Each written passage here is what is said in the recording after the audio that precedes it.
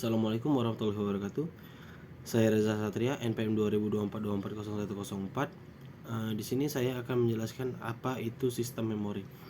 Jadi sistem memori di sini adalah bagian dari komputer tempat program-program dan data yang disimpan. Istilah store atau storage untuk memori. Meskipun kata storage yang sering digunakan untuk menuju ke penyimpanan disket, memori internal adalah memori yang dapat diakses langsung oleh prosesor.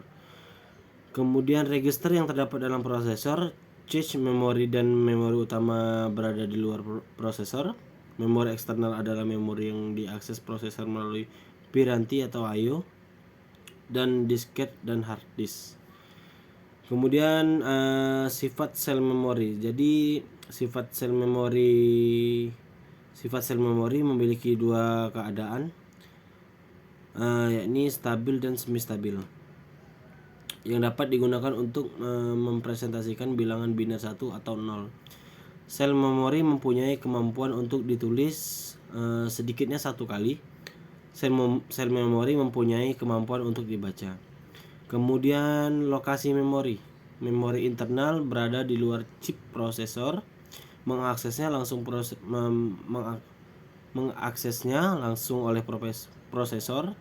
Dibedakan menjadi memori utama dan cache memori. Kemudian memori eksternal diakses oleh prosesor melalui piranti I/O, dapat berupa disk maupun pita. Selanjutnya kapasitas memori. Kapasitas memori internal maupun eksternal biasanya dinyatakan dalam bentuk byte. 1 byte sama dengan 8 bit atau word.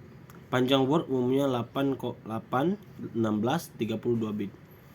Untuk satuan transfer sama dengan jumlah saluran data yang masuk ke dalam dan keluar modul memori.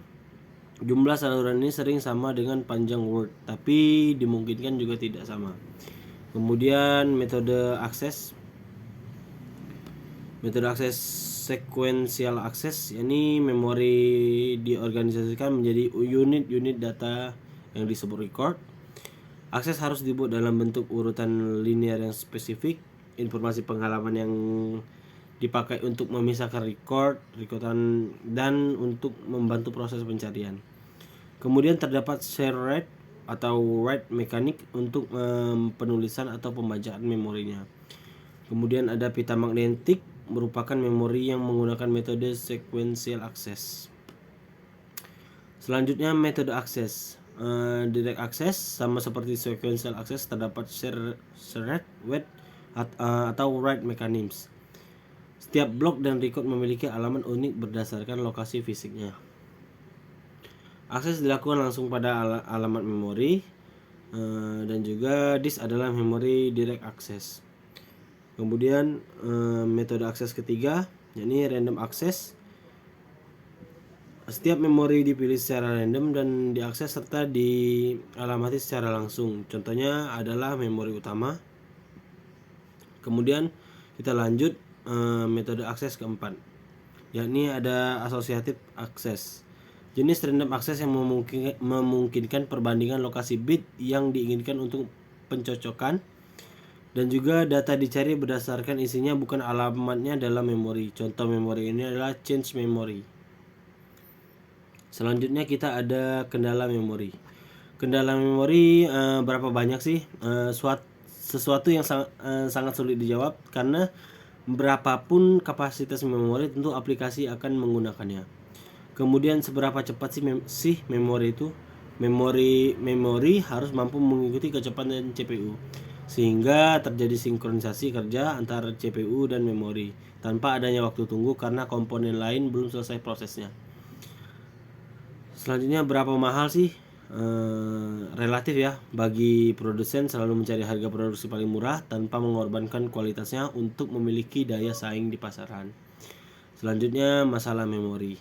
Masalah memori ini kapasitas memori yang besar karena harga per bit yang murah, namun hal itu dibatasi oleh teknologi dalam memperoleh waktu akses yang cepat.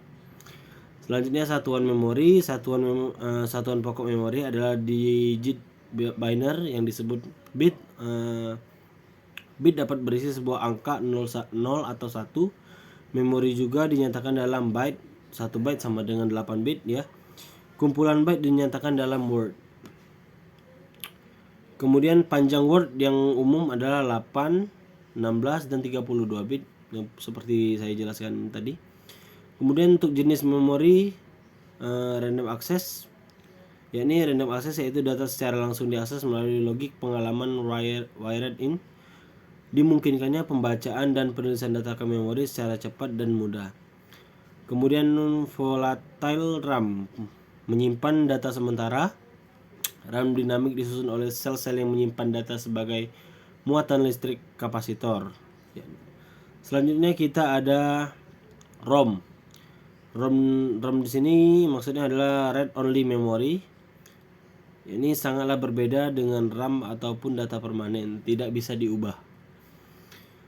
Oke, selanjutnya kita akan masuk kesimpulan, yakni satuan pokok memori adalah digit binary yang disebut bit. Sesuatu bit yang berisi sebuah angka 0 atau 1. Ini adalah satuan yang paling sederhana. Memori juga dinyatakan dalam byte atau 1 byte sama dengan 8 bit. Kumpulan byte dinyatakan dalam word. Panjang word yang umum adalah 8, 16, dan 32 byte. Tipe-tipe memori semikonduktor, RAM, ROM, PROM, EPROM, flash memory, dan EEPROM. Mungkin sekian dari saya, lebih dan kurang saya mohon ampun. Wabillahi taufiq wal hidayah. Wassalamualaikum warahmatullahi wabarakatuh. Terima kasih.